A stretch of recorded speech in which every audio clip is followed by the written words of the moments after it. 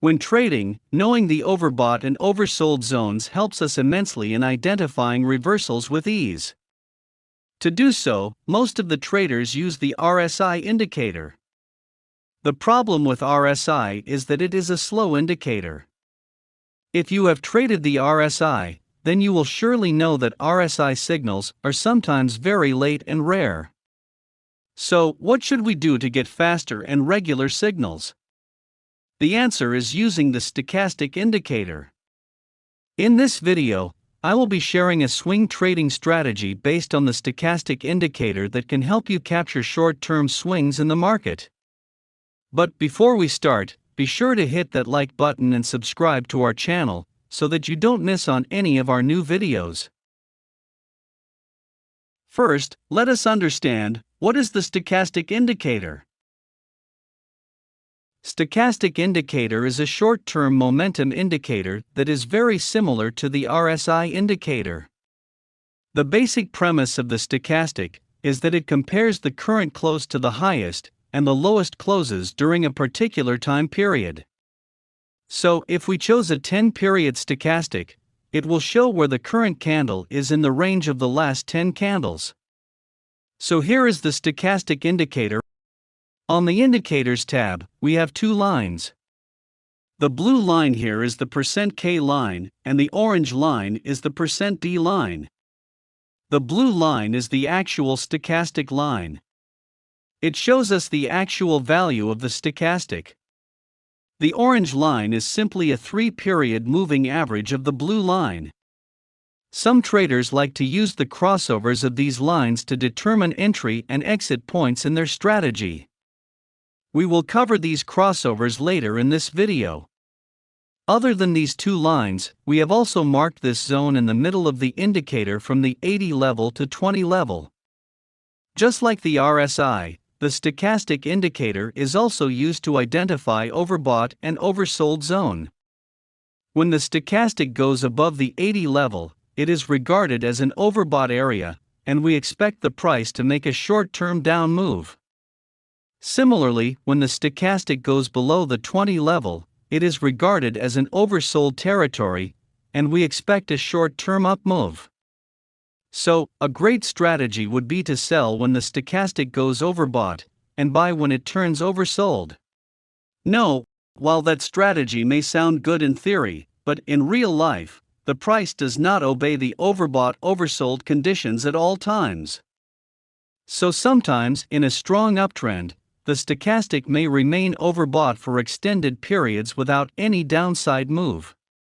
Similarly, in a strong downtrend, the stochastic may remain oversold for a long period of time without any upside move. This is simply because the stochastic is a fast indicator. And always remember, fast indicators are vulnerable to false signals, while slow indicators are vulnerable to late signals. The main problem here is, how do we avoid false signals? The answer is pretty simple.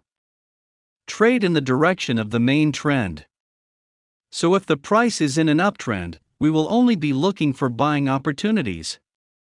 And these buying opportunities will occur when the stochastic goes below 20. In an uptrend, we will avoid the overbought signals at all times. Similarly, in a downtrend, we will look for selling opportunities when the stochastic goes overbought above 80. We will ignore oversold signals at all times in a downtrend. Now that we have understood the basic premise of our strategy, let's move on to the exact entry and exit rules. In a swing trading strategy, we are basically looking to capture short-term market swings that last for 3 to 5 days. We simply buy low and sell high in swing trading. Since this is a swing trading strategy, we will use the daily time frame for our analysis. Our strategy mainly focuses on identifying short-term pullbacks in an existing trend and entering at the end of a pullback. In other words, it is a trend-following strategy that tries to enter the trend on pullbacks. To enter on pullbacks, we first need to identify the existing trend.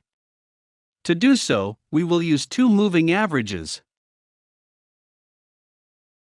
A moving average is a simple indicator that helps us in identifying the trend of the market. We will use a 21-period exponential moving average and a 50-period exponential moving average. On this chart, the yellow line is the 21-period EMA, and the red line is the 50-period EMA. Now, in an uptrend, we see that the 21 EMA is above the 50 EMA. And both the moving averages are sloped upwards.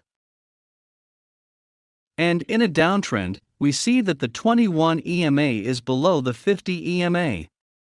And the EMAs are sloped downwards. Another characteristic of a moving average is that they act as dynamic levels of support and resistance in trending markets. For instance, in an uptrend, we see that the area between the 21 and 50 EMA acts as support multiple times.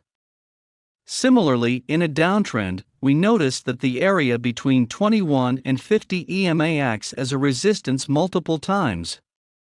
We will use this characteristic and combine it with the stochastic to enter and exit the markets. So let's look at the rules for buying and selling. First up, we have the rules for buying. For a buy setup, we want to see the price in an uptrend. In an uptrend, we want the 21 EMA to be above the 50 EMA, and we want both the EMAs to be sloped upwards. Then we wait for the price to pull back to the area between 21 EMA and 50 EMA. We will call this as the retracement zone. Once the price reaches this zone, we want the stochastic to be oversold at the same time. This will be a powerful signal. Let me explain. See, when the price pulls back to the retracement zone, we know that in an uptrend, the price may find support at the EMAs, and it may move upward. On the other hand, we also see that the stochastic is oversold. An oversold reading in an existing uptrend further confirms that the pullback may be over, and the price might be headed higher. So, we have a confirmation of EMAs and the stochastic that the pullback is over, and the price is ready to move. Now, all we need is a signal to enter and exit. For that, we will use the crossovers between the orange line and blue line.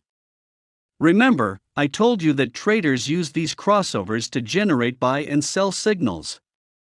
When the blue line crosses above the orange line, it is a buy signal. We will call this as a bullish crossover. And when the blue line crosses below the orange line, it is a sell signal. We will call this as a bearish crossover. These signals are not powerful on their own. It is their positioning that matters the most. Therefore, if the bullish crossover occurs in the oversold region, then it is a powerful signal that the buyers have gained the upper hand and the price may advance. So, in our strategy, we want a bullish crossover at the oversold regions, and we want bearish crossovers at the overbought region.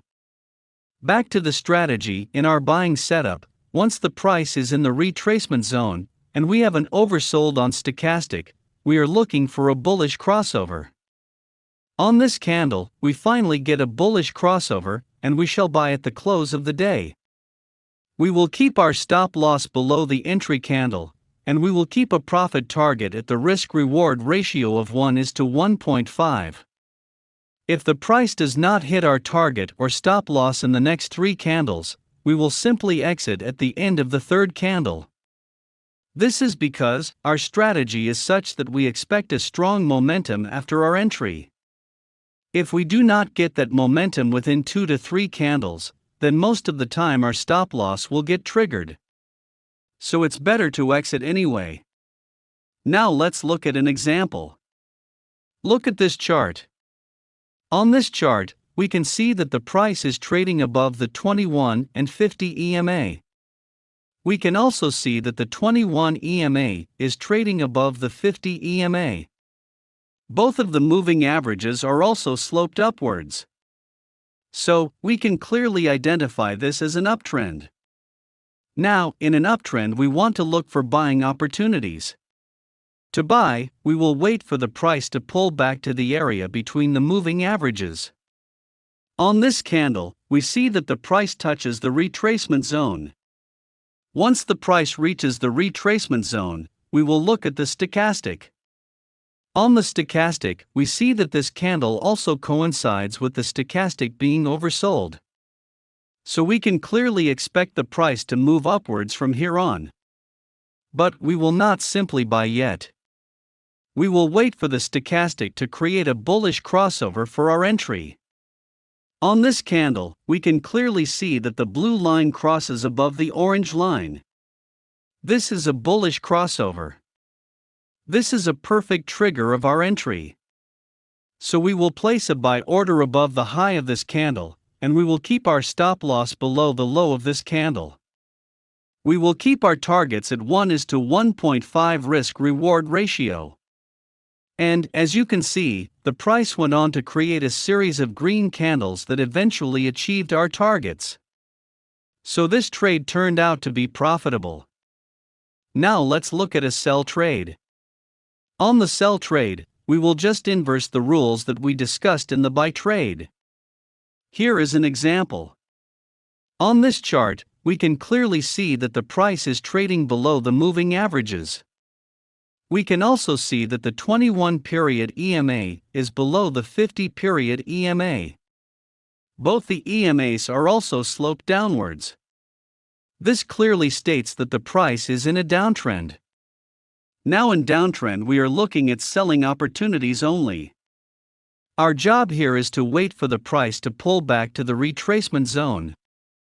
On this candle, we can see that the price pulls back to the retracement zone. So according to the moving averages, we expect the price to find resistance at the moving averages and move lower. But we want to look at the stochastic to confirm this. On the stochastic we see that the value of stochastic is above 80 on this candle. This means that the stochastic is currently overbought, and we might expect a sell-off in the price. Now, all we have to do is wait for a bearish crossover on the stochastic. On this candle, we see that the stochastic gives us a sell signal. Hence, we will place a sell order below the low of this candle. We can keep our stop loss above the high of the candle, and we can place our targets at 1:1.5 risk-reward ratio. And as you can see, the price achieved our target with ease. So that brings us to the end of this video. In the end, I would highly suggest you to test out this strategy on your own and paper trade it for at least 3 to 6 months before investing your hard-earned money into it. If you liked this video, then be sure to hit that like button and subscribe to our channel so that you don't miss on any of our new videos. See you soon.